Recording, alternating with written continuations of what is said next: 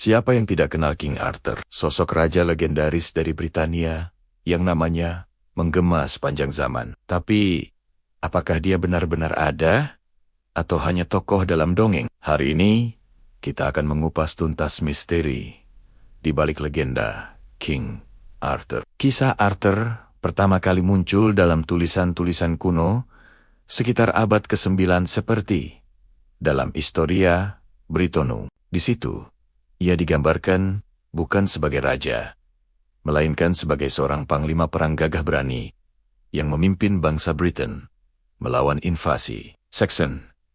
Salah satu pertempuran paling terkenalnya adalah pertempuran Gunung Badon, di mana Arthur konon membawa panji bergambar perawan Maria dan meraih kemenangan gemilang. Catatan awal ini tidak menyebutkan pedang Excalibur, meja bundar, atau bahkan Camelot. Itu semua baru ditambahkan Barebadebot kemudian. Lalu, bagaimana kisah Arthur berkembang menjadi sehebat yang kita kenal sekarang? Jawabannya ada pada seorang penulis abad ke-12 bernama Geoffrey of Monmouth. Dalam karyanya yang fenomenal Historia Regum Britanniae atau Sejarah Raja-Raja Britania, Geoffrey menyulap Arthur dari seorang panglima menjadi seorang raja agung. Disinilah kita pertama kali mendengar tentang ayahnya, Uther Pendragon, penyihir bijak Merlin, dan pedang ajaibnya, Caliburniang, kemudian dikenal sebagai Excalibur.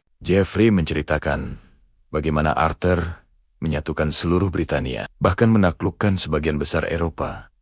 Karyanya ini menjadi bestseller pada masanya, dan meletakkan fondasi bagi semua cerita Arthur selanjutnya. Setelah Geoffrey, para penyair dan penulis dari Prancis mengambil alih dan menambahkan elemen romansa dan satriaan. Seorang penyair bernama Siaer Tien de Troyes memperkenalkan karakter Lancelot, salah satu satria terhebat meja bundar, dan kisah cintanya yang terlarang dengan Ratu Guinevere. Dialah juga yang pertama kali menyebutkan Camelot sebagai istana megah Arthur dan memperkenalkan konsep pencarian cawan suci atau Holy Grail. Kisah-kisah ini menjadi sangat populer di kalangan bangsawan Eropa, mengubah Arthur menjadi simbol idealisme satria, kehormatan, dan cinta yang tragis. Puncak dari semua legenda ini adalah kompilasi dari Sir Thomas Malory pada abad ke-15, berjudul Le Morte d'Arthur. Buku ini merangkum semua cerita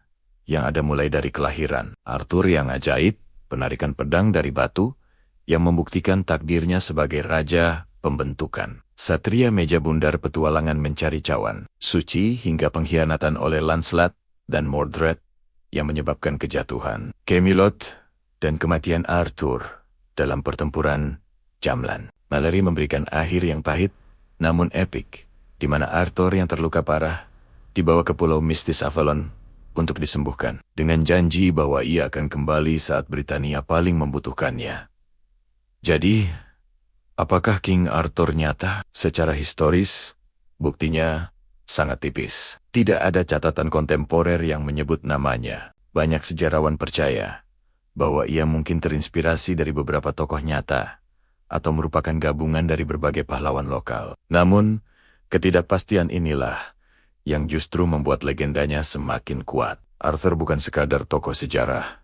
Ia adalah sebuah ide simbol harapan, keadilan, dan masa keemasan yang hilang. Sebuah pengingat bahwa bahkan di saat-saat tergelap sekalipun, semangat kepahlawanan bisa muncul untuk menyatukan kita semua. Kisahnya terus diadaptasi dalam buku, film, dan game, membuktikan bahwa sang raja yang pernah dan akan datang ini akan selalu hidup dalam imajinasi kita. Terima kasih sudah menonton. Apa bagian favoritmu dari legenda King Arthur? Tulis di kolom komentar ya. Jangan lupa like, subscribe, dan nyalakan lonceng notifikasinya agar tidak ketinggalan video kami selanjutnya. Sampai jumpa.